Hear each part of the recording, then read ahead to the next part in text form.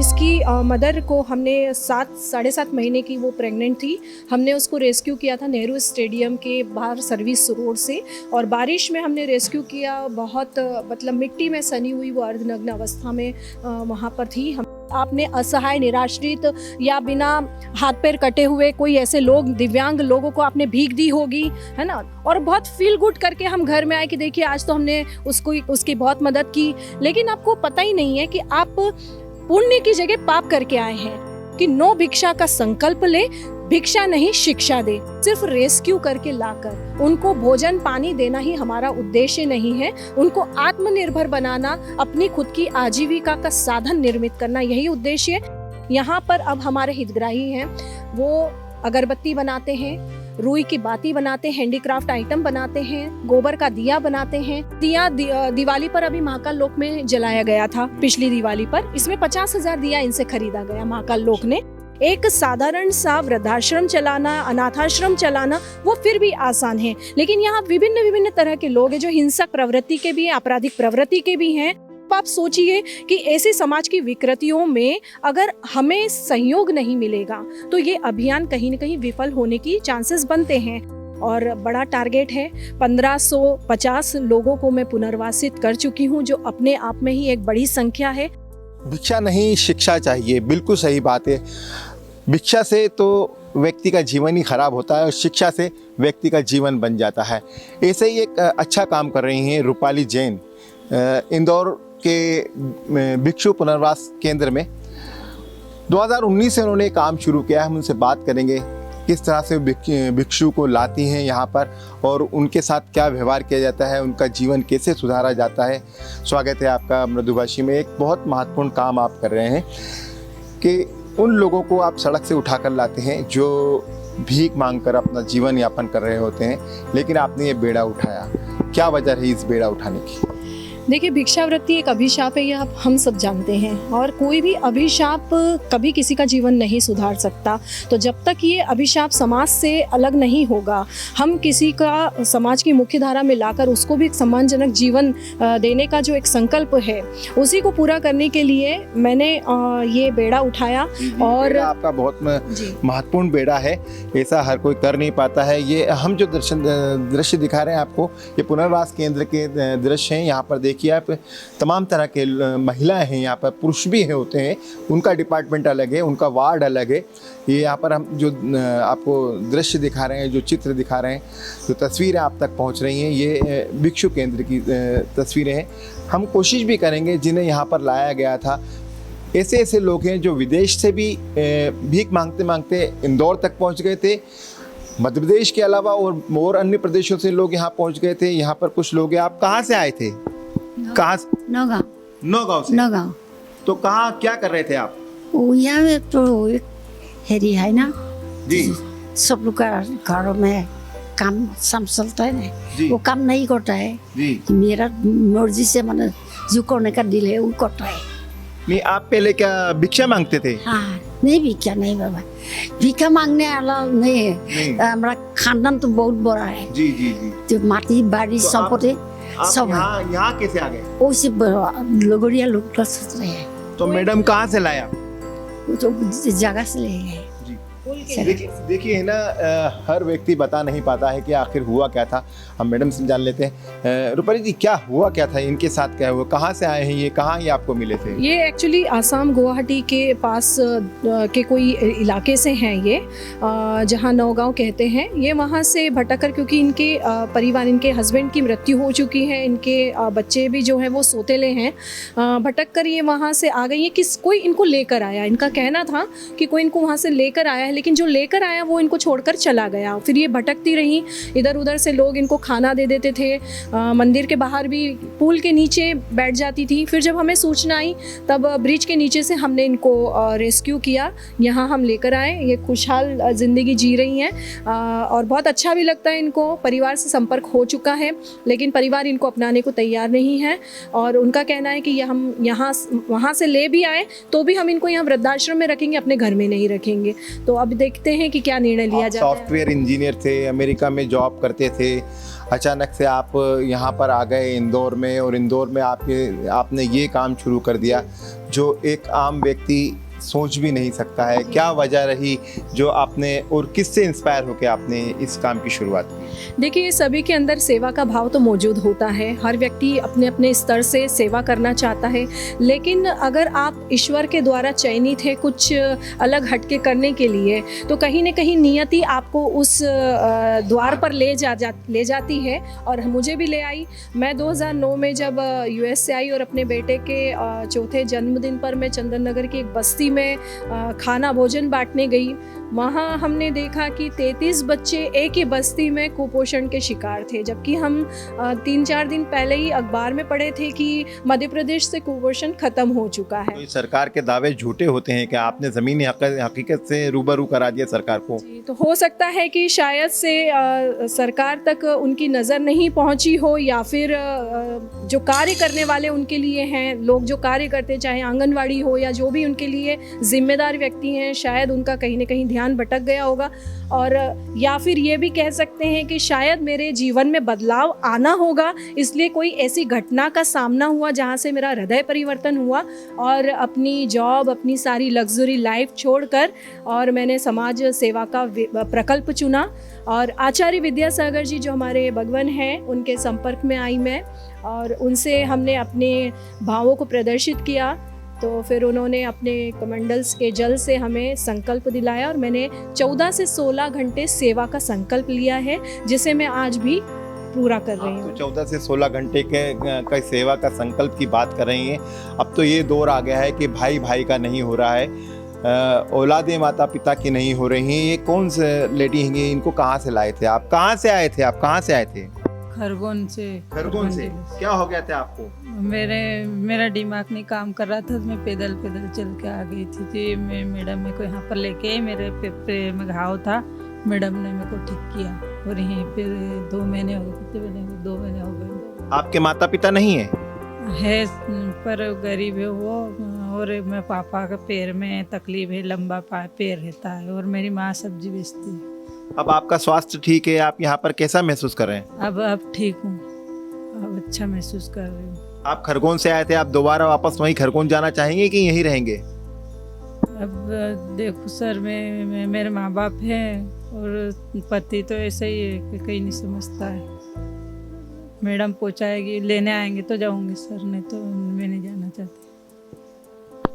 ये दौर इस तरह का आ गया है कि लोग अब अपनों को छोड़ देते हैं, ज़रा सी उन पर तकलीफ़ आती है तो वो लोग अपनों को छोड़ देते हैं। ऐसे कितने सारे केसेस हैं अब तक के? आप कितने लोगों को यहाँ पर रेस्क्यू करके ला चुके हैं? मैं लगभग 1100 लोगों को यहाँ पर रेस्क्यू करके लाके उनको पुनर्वासित कर चुकी हूँ, और अभी वर्तमान में इस पुनर्वास केंद्र में 82 लोग हैं यहाँ। और कई ऐसे लोग हैं, जैसे अभी आपने इनसे बात की किरण, इन्हीं के बारे में बताऊँ कि जब मैंने इनको रेस्क्यू किया था, ये खुद हिंसक प्रवृत्ति की थी। उस वक्त गाली करना, मारना पीटना और पत्थर से फेंकना, ये खुद अपने होशो हवास में नहीं थी। पूरे शरीर में घाव ही घाव थे इसके, इतने घाव थे कि मुझे शायद स्किन कहीं नज़र नहीं आ रही थी, और इतने कीड़े भी पड़े हुए थे पूरे शरीर में, अंदर तक असंख्य कीड़ों ने घर बना लिया था। और जब हमने इसको रेस्क्यू किया, ये खुद के होश में नहीं थी। अरविंदो में डॉक्टर ने इनके बचने की उम्मीद भी बता दी थी कि शायद ही ये बच पाए, लेकिन देखिए हमारी टीम का, हमारी सबकी प्रार्थना का असर है कि आज हमारे बीच में बिल्कुल स्वस्थ हैं, एकदम अच्छी हो गई हैं। ऐसे ही 216 बच्चे हैं जो शनि कमंडल लेकर निकलते हैं। अब उनको हम बिल्कुल भिक्षावृत्ति से दूर कर चुके हैं, उनका आंगनवाड़ी में, स्कूल में एडमिशन करा चुके हैं, उनको स्टेशनरी किट हम लोग प्रोवाइड करते हैं, उनकी टीम हमारी जाती है। सरकार आपकी कितनी मदद करती है? क्योंकि सरकार बड़े बड़े नारे देती है कि भिक्षुवृत्ति बंद होना चाहिए और भिक्षावृत्ति बंद होना चाहिए, तो सरकार कितनी मदद करती है? ये एक्चुअली देखा जाए तो ये माननीय प्रधानमंत्री जी का ही एक महत्वाकांक्षी अभियान है, उनका एक ड्रीम प्रोजेक्ट है कि हमारा भारत जिस तरह से स्वच्छता में आगे आया है, उसी तरह से अब भिक्षावृत्ति मुक्त भारत भी बने। और इसकी नींव रखी गई, जिसमें 7-10 शहर चयनित हुए पूरे भारत में। 7 शहरों ने उनमें काम शुरू किया, और मध्य प्रदेश का इकलौता शहर इंदौर है जहाँ पायलट प्रोजेक्ट में ये शुरुआत हुई।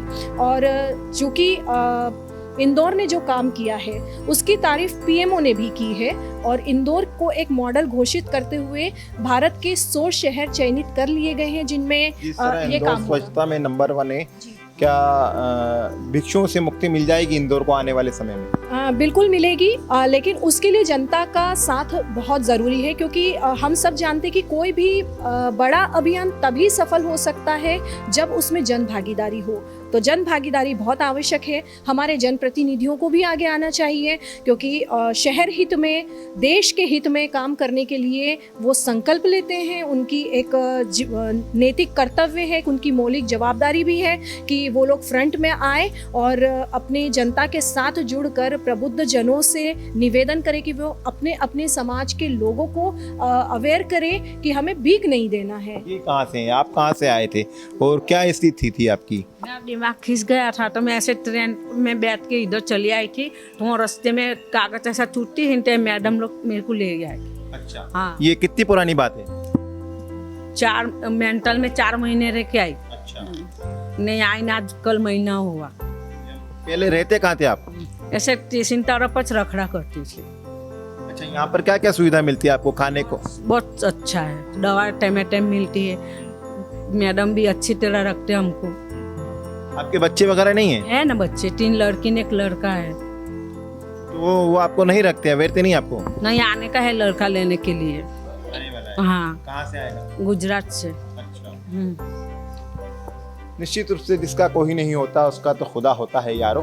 तो यकीनन यहाँ इन लोगों का खुदा तो रूपाली जैन है, क्योंकि रूपाली जैन जिस तरह से इनकी खिदमत करती है, जिस तरह से इनकी ख्याल रखती है, उससे ऐसा लगता है कि वाकई अभी इंसानियत ज़िंदा है और इंसानियत ज़िंदा रहेगी तो इंसान भी ज़िंदा रहेगा। यहाँ पर एक और बच्चा दिख रहा है, यहाँ पे छोटा सा बच्चा है ये।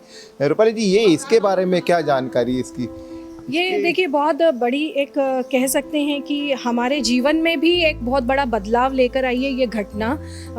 इसकी मदर को हमने 7-7.5 महीने की वो प्रेग्नेंट थी। हमने उसको रेस्क्यू किया था नेहरू स्टेडियम के बाहर सर्विस रोड से और बारिश में हमने रेस्क्यू किया। बहुत मतलब मिट्टी में सनी हुई वो अर्धनग्न अवस्था में वहाँ पर थी। हमें जब सूचना प्राप्त हुई और रेस्क्यू करके हम लेकर आए तो वो कह सकते हैं कि अंदर जब 7.5 माह का गर्भ है तो आप समझ सकते हैं कि बच्चे को बचाना भी हमारी उतनी ही बड़ी जिम्मेदारी हो गई है और माँ को बचाना भी। अरविंदो हॉस्पिटल में हमने इनका इलाज करवाया और इलाज करवाने के बाद में अभी इसका 2 महीने पहले इनका जन्म हुआ है और ये तो कहते हैं कि बेटी है, लक्ष्मी का स्वरूप है और बहुत खुशियाँ लेकर आई है हमारे पुनर्वास केंद्र में। ये हमारे पुनर्वास केंद्र की पहली घटना है कि जहाँ पर एक बच्ची का जन्म हुआ है और लगातार अब हम इसके परिवार को ट्रेस करने की कोशिश कर रहे हैं। माँ हमारे साथ में है, चूँकि माँ को ज़्यादा कुछ पता नहीं है, वो सिर्फ अपने पति का नाम अनिल बताती है, लेकिन वो कहाँ है, किस गाँव का है, किस ज़िले का है, ये कुछ भी वो बताने में सक्षम नहीं है।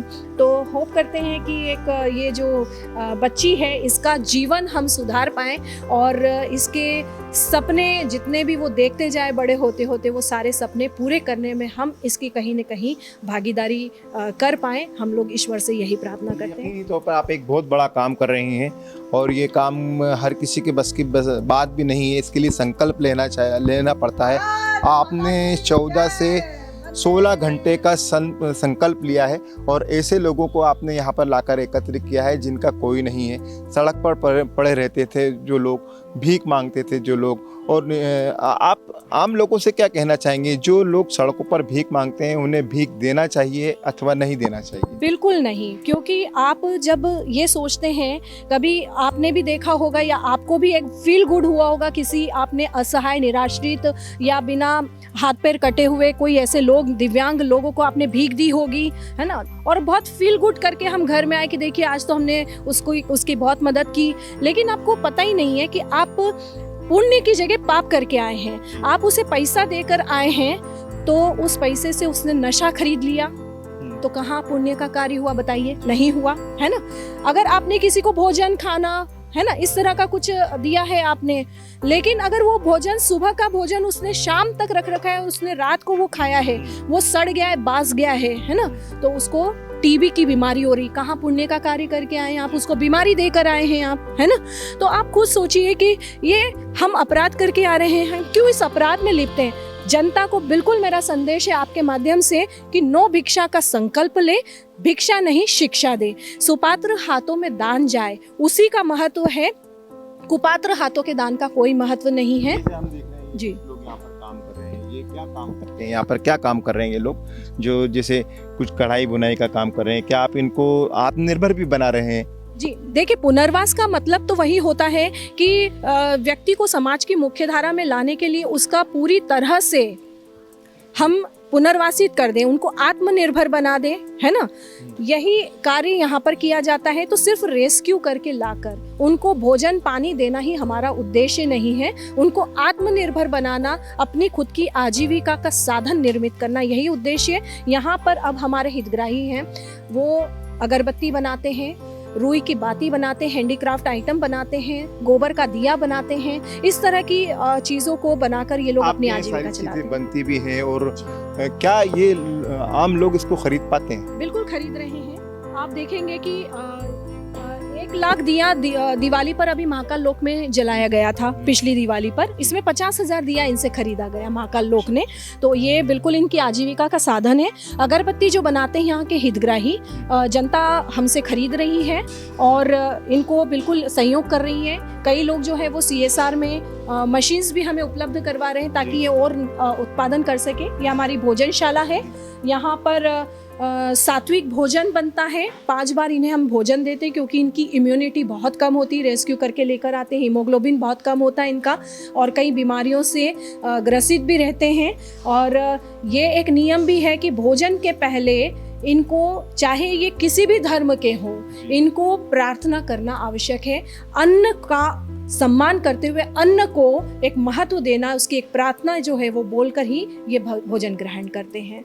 इनमें से ऐसे कौन लोग हैं जो इंदौर से हैं, इंदौर से बाहर के लोग हैं, और क्या परेशानी के चलते हुए लोग यहाँ पर आप आ गए हैं, बता पाएंगे इनमें से कुछ लोग? जी, आधे से ज्यादा तो मानसिक विक्षिप्त अवस्था से ठीक होकर आए हैं जी, लेकिन फिर भी ये अब पूरा जीवन इनका ये अच्छा।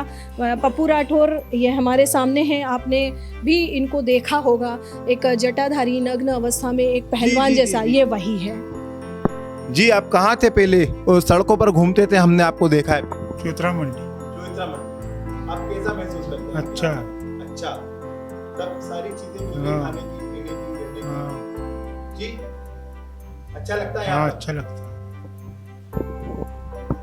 यकीनी तौर पर इंदौर का कोई भी ऐसा व्यक्ति नहीं है जिसने वो दृश्य नहीं देखा होगा कि एक विशालकाय व्यक्ति जिसकी जटाएं काफ़ी बड़ी होती थीं और नग्न अवस्था में सड़कों पर घूमा करता था, ये वही व्यक्ति है। जो दृश्य अभी हम जिनकी आपको तस्वीर दिखा रहे हैं, ये वही शख्स है जो सड़कों पर नग्न अवस्था में घूमते थे, लेकिन रेस्क्यू टीम ने इनको वहाँ से उठाया और यहाँ पर लाकर उनको एडमिट किया है। अब वो अच्छा जीवन जी रहे हैं, खाना खा रहे हैं, सब चीज़ें मतलब उनके साथ अनुकूल होती जा रही हैं। ये तमाम तरह के लोग हैं। हालांकि हम इनके भविष्य और इनके भूत के बारे में बात नहीं करना चाहते हैं क्योंकि उनको कहीं ना कहीं ऐसा लगता है कि हमारी इंसल्ट फील हो रही है। हमारा कोई उद्देश्य नहीं है ऐसा, और हमारा उद्देश्य सिर्फ ये है कि लोगों तक वो बात पहुँचे कि किन लोगों की उनको मदद करना चाहिए, कैसे लोगों को ज़रूरत है। यदि वे अपना दान दे रहे हैं तो किसी मंदिर की पेटी में डाल रहे हैं तो यकीनी तौर पर भगवान के लिए कर रहे हैं। तो इंसान से बड़ा कोई भगवान नहीं हो सकता। इंसानियत सबसे बड़ा धर्म होता है। यदि किसी व्यवस्थित हाथों तक अगर वो आपका दान पहुंचता है तो निश्चित रूप से इस तरह के लोगों का उद्धार होता है। रूपाली जी, और किस तरह की दिक्कतों का सामना आपको करना पड़ता है जब आप सरकारी महकमों से जूझती हैं, क्योंकि फ़ंड की ज़रूरत पड़ती होगी इनके लिए? रोज़ खाना, जैसे आपने बताया कि 5 वक्त का इनको खाना देना पड़ता है, इम्यूनिटी कम है, इनके इलाज में भी दवाएं लगती होंगी, उसके भी लिए खर्च की ज़रूरत होती होगी। देखिए, ये तो सही बात है कि किसी भी अभियान में एक पॉजिटिव सोच होना बहुत ज़रूरी है, और स्पेशली जब ऐसा संवेदनशील अभियान है ना, जिसमें मानवता और मानवीयता दोनों का समावेश होना ज़रूरी है। अगर हमने बीड़ा उठाया है तो हमारे कदमों को सुगम बनाएं, हमारे कदमों को रोकने का प्रयास ना करें, क्योंकि आप भी समझ सकते हैं कि ये एक बहुत ही चुनौतीपूर्ण अभियान है। ये इतना आसान नहीं है। एक साधारण सा वृद्धाश्रम चलाना, अनाथाश्रम चलाना, वो फिर भी आसान है, लेकिन यहाँ विभिन्न तरह के लोग हैं जो हिंसक प्रवृत्ति के भी हैं, आपराधिक प्रवृत्ति के भी हैं, और कई ऐसी परेशानियों से जूझते हैं, गंभीर बीमारियों से ग्रसित होते हैं, जैसे टीबी, कैंसर। जो अभी हमने एक बात की जस्सी बेन से, उनको HIV पॉजिटिव है ना। तो अब आप सोचिए कि ऐसे समाज की विकृतियों में अगर हमें सहयोग नहीं मिलेगा तो ये अभियान कहीं न कहीं विफल होने की चांसेस बनते हैं। तो सभी जनता से सहयोग की उम्मीद रखती हूँ मैं। जनता भी इस अभियान को समझे और सहयोग करे कि हमें कहीं भी भीख नहीं देना है। जनप्रतिनिधि आगे आए और अपने शहर हित में कार्य करें।